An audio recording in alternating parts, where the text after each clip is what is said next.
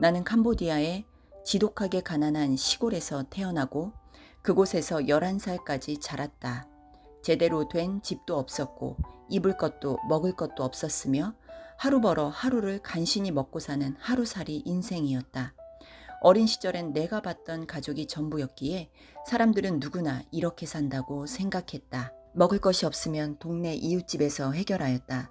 이것도 있을 때나 가능하지 먹을 것이 없어서 굶기 일쑤였다. 가난으로 굶는 것도 잠잘 곳이 변변치 않은 집도 배우지 못하는 것도 괴로웠지만 일을 하지 않은 아버지가 술 마시고 휘두르는 폭력은 더욱 괴로웠다. 엄마를 향한 폭력은 우리 6 형제들까지 때리곤 하였다. 내가 6살이 되었을 때 처음으로 집 밖에서 일을 했다. 농사일을 돕기도 했고 심부름을 하기도 했고 간혹 보이는 관광 온 외국인들이나 선교사들에게 동양을 받기도 했다. 부모님과 형제들을 위해 하루라도 빨리 돈을 벌어야겠다는 생각에 12살이 되었을 때 학교를 그만두었다. 같은 고향 언니가 대도시에 가면 좋은 집에서 먹고 자고 입혀주는데도 월급까지 준다는 말에 새벽으로 언니를 따라 대도시로 향했다. 그 일은 가정부였다. 여러 집을 전전하며 가정부 일을 하였다. 적은 돈이지만 집으로 돈을 보내며 부모님과 형제들이 조금은 나은 생활을 하길 바랄 뿐이었다. 6년이 되었을 무렵 내가 보낸 돈 등을 모아 엄마는 동네에 작은 토지를 샀다고 했다. 엄마의 목소리도 떨렸고 그 목소리를 듣는 나도 떨렸다. 논이 농사를 지어본다고 했다. 처음으로 미래에 대한 기대감에 왠지 부자가 된 기분이었다. 안 먹고 안 쓰고 돈을 모으는 즉시 엄마에게 붙였다. 내 또래 다른 가정부들은 돈이 생기면 쇼핑타운에서 옷을 사고 머리를 하고 데이트를 하기 바빴다. 나는 그들과 함께 있을 땐 묘한 쾌감까지 느꼈다. 같이 있어도 나는 더 이상 가정부가 아니었다. 나는 고향에 토지를 소유한 사람이었다. 그렇게 12년이 흘러 고향으로 돌아왔을 때 집은 더욱 가난해졌다. 논이 농사가 빛을 보기도 전에 우리 형제들이 돈을 모아 산 땅을 담보로 아버지는 도박을 하였다. 땅도 집도 남아있지 않았다. 그럼에도 또 대낮부터 술을 마시고 시중을 드는 엄마에게 행패를 부리고 있었다. 말리던 나를 본 아버지는 내 손목을 잡고 엉덩이를 두들기더니 안으로 끌고 들어가려 했다. 술집 여자로 생각한 모양이었다. 어머니가 뜯어말려 간신히 몸을 피했다. 어머니는 더 이상 이곳에 있지 말고 외국으로 나가 살라고 했다. 한국 남자와 결혼하여 한국에 가서 살라는 거였다.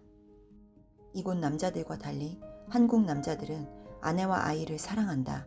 집안일도 함께 한다며 이곳을 떠나야 너의 인생을 살 수 있다고 말씀하셨다.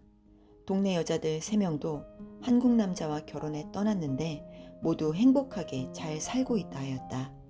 동네에 즐비하게 보이는 현수막 중에 어렵지 않게 국제 결혼업체를 찾을 수 있었고 어렵지 않게 남편을 소개받았다. 남편은 나보다 21살 더 많았다. 우리 부모님보다 1살 어렸다. 그럼에도 훨씬 젊어 보였다. 한국에 번듯한 직업도 있고 집도 있으며 고등교육도 받은 믿을 만한 좋은 사람이라고 했다. 남편이 오는 날이 기대되었다. 막상 본 남편의 모습은 사진과 달랐고 말도 통하지 않았지만 마음이 따뜻한 사람 같았다. 나를 보고 눈도 못 마주치고 땀을 뻘뻘 흘리며 깨끗하고 반듯하게 접은 흰색 수건으로 땀을 닦는 모습에 나는 호감이 갔다. 첫날 밤을 보낸 뒤 남편의 팔베개 안에서 고향에서보다 덜 고생하며 살았으면 좋겠다는 내 직업을 가져 고향에 있는 형제들과 어머니를 조금이라도 도우며 살면 좋겠다는 소박한 꿈을 꾸었다. 막상 한국에 와보니 남편의 직업은 농부였다. 사과 농사꾼이었다. 농사는 일이 많았다. 새들이나 벌레가 먹지 못하게 봉지로 사과를 싸고 농약을 치고 사과를 따고 이렇게 한 알 한 알 고생해서 작업해도 판매되는 사과보다 버려지는 사과가 더 많았다. 이런 사과들은 즙을 내어 파는데 팔리지 않은 사과즙이 아직 많이 남아 있었다. 낯선 땅에 언어도 모르고 문화도 다르지만 오직 남편만 믿고 힘든 일 가리지 않고 열심히 일했다. 한국에 온 후 몇 달간 남편은 다정히 돌봐줬다. 우린 금술이 좋아 바로 임신을 했다. 깨가 쏟아지던 날들이 많았다. 이런 날이 있었기에 힘들었던 결혼 생활을 버틸 수 있었다. 시간이 지나면서 남편은 변하기 시작했다. 내가 임신을 한 뒤부터 종종 폭언을 하였다. 폭언의 내용이 무엇인지 알 수 없었지만 인상을 쓰고 언성이 높아지기에 왜 화가 났는지, 내가 뭘 잘못했는지 궁금했다. 남편이 화를 낼 때마다 대화로 풀어보고 싶은 마음에 한글을 빨리 배우고 싶었다. 그러나 남편은 완강히 반대했다. 일부터 배우라고. 한국말은 대충 알아듣잖아. 동네에 사는 같은 고향 언니에게 통역해 달라는 것도 한계가 있다. 배우게 해달라고 사정하자. 나한테 공부 가르쳐 달라고? 너 놀고 먹겠다는 거야? 안 그래도 힘든 농사 혼자 쎄 빠지게 해서 네 뒷바라지 시키라고? 일 시키려고 데려왔더니 역시중들게 생겼어. 재수없게. 농사 일은 제대로 할 테니 다니게 해달라고 짧은 한국어로 간신히 남편을 설득했다. 다문화 가족 지원센터에서 주 2회 하는 한국어 교실에 다니게 되었다. 공부했던 한국말이 얼마나 좋았는지 길, 풀, 꽃, 나비, 사과, 아기, 남편 등의 한국말을 배우면서 정보들을 습득했고 한국말이 늘면서 시야가 넓어졌다. 더불어 남편의 폭언도 전부 알아듣게 되었다. 그리고 고등교육을 받았다는 남편이 한글을 제대로 읽지도 쓰지도 못한다는 걸 알게 되었다. 중개업체에서 말한 대로 남편은 고등교육을 받은 사람이 아니었다. 이 무렵부터 남편은 때리기 시작했다. 아이가 자라면서 점차 돈이 필요했다. 농사일을 열심히 했지만 남편이 주지 않으면 내 것이 아니었다. 일꾼들의 일당은 칼같이 주면서 내 노동력에 대한 대가는 당연히 없었다. 네 게 아니라 내 거야 라는 말을 남편에게 매일 들었기 때문에 남편 것이라고만 생각했다. 이 집에 있는 모든 것은 아이 빼고 내 것이 아니었다. 네 쓸 돈은 네가 나가서 벌어. 남편은 돈이 필요하면 직접 나가서 벌라고 했다.